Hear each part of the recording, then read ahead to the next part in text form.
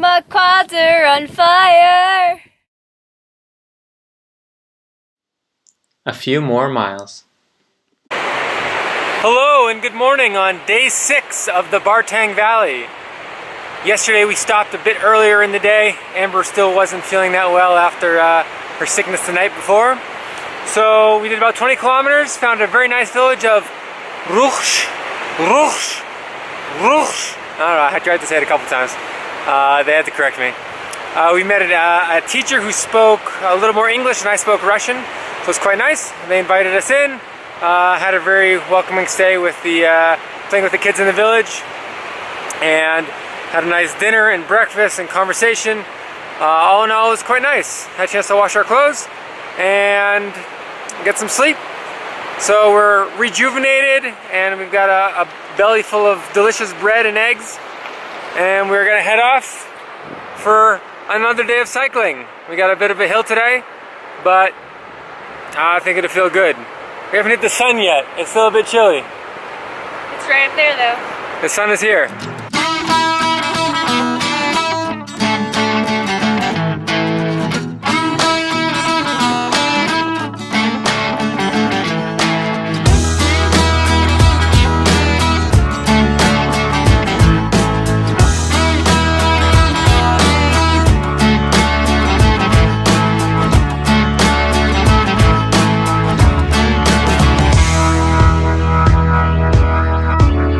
We've just passed the canyon that leads to Lake Sarez. Let me turn the camera and I'll show you where it is. Kind of right through that way there.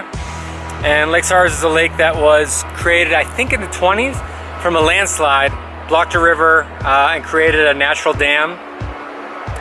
It's considered unstable or an accident waiting to happen. So at any moment, the landslide, the dam could break, and this valley and further south could be just flooded with heavy water.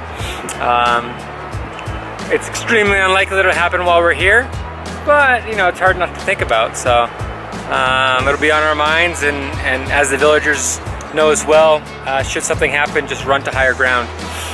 So interesting, but I hope and I think we'll be all right.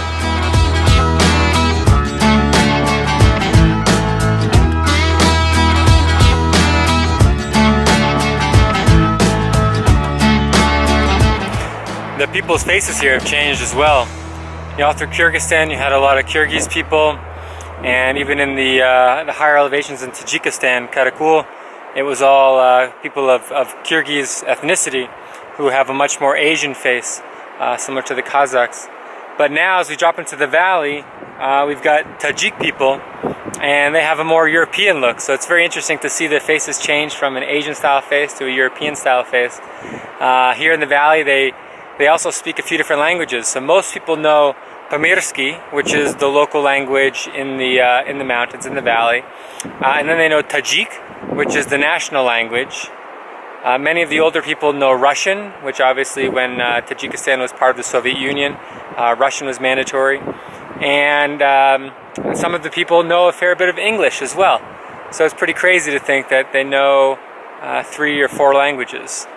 It's been really nice getting to know these folks, and we still have a few more days left in the valley, and look forward to seeing the villages as they change, the landscape as it changes, the climate already, it's getting warmer. Bugs, again. Bugs aren't exciting. It was nice in the higher elevation with no bugs. But just see how the people change and their way of life and life in the village changes. So it's been a tough time here in the valley, but I think we've really enjoyed it, and glad we had a chance to experience it. Unfortunately, Amber again is not feeling so hot, feeling nauseous, and she's been feeling nauseous, and she's taking another dose of Cipro. So hopefully she starts to feel better here soon. She really deserves to feel good, because she doesn't feel so hot. I think her senses are much more heightened, and so she gets to enjoy things on a level that I can't. Her sense of smell and taste, they can be wonderful, so she can enjoy, you know, flowers and delicious food. And for me, it's a little bit more mundane. But on the flip side of that, you know, if we have a little bit too much spice in our food, or perhaps after too much spice in our food, I'm a little bit smelly in the tent. It's really difficult for her Maybe it just comes from her elevated sense level. I don't even know what you call that. It sounds, I don't even know what I'm saying. But, you know, also, I've got more of an iron stomach when it comes to eating food, and her not so much, so she's not feeling so hot, but hopefully she starts to feel better soon. She's still working pretty hard and every day pedaling through the valley. And we're just working our way up the mountainside. Another tough climb. Big climb today, but potentially we still got a lot of climbs to do, but then we should be going downhill for a while. That'll feel nice. This little old woman carrying a giant bundle of sticks up the mountain. Oh man.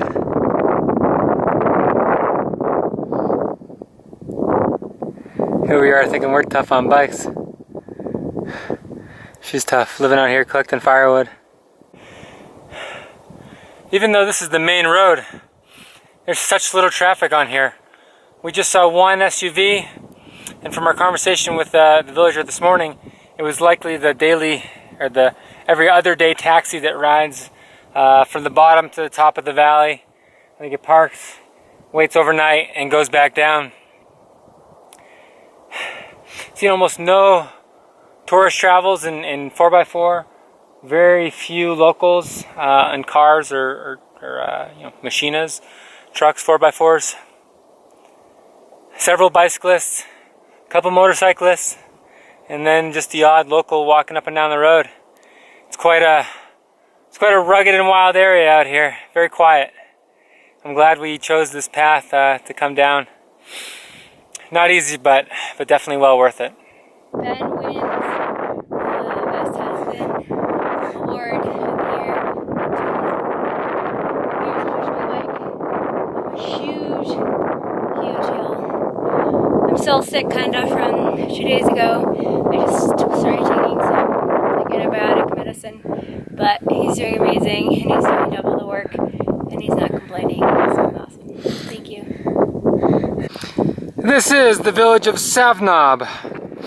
We got a great recommendation from a Swiss cyclist for a homestay, but it's pretty early in the day, so we decided instead we're going to do the gigantic climb around Savnob today rather than stay in the village and do it tomorrow. So today we pushed the bike mostly.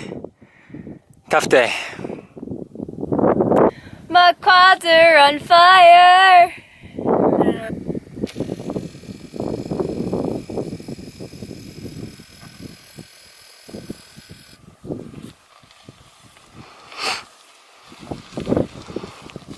Good job, little donkey.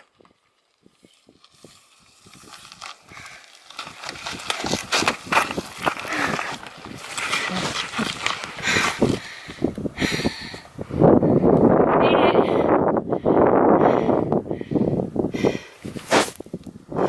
How do you feel? It was hard. My back is sore from pulling.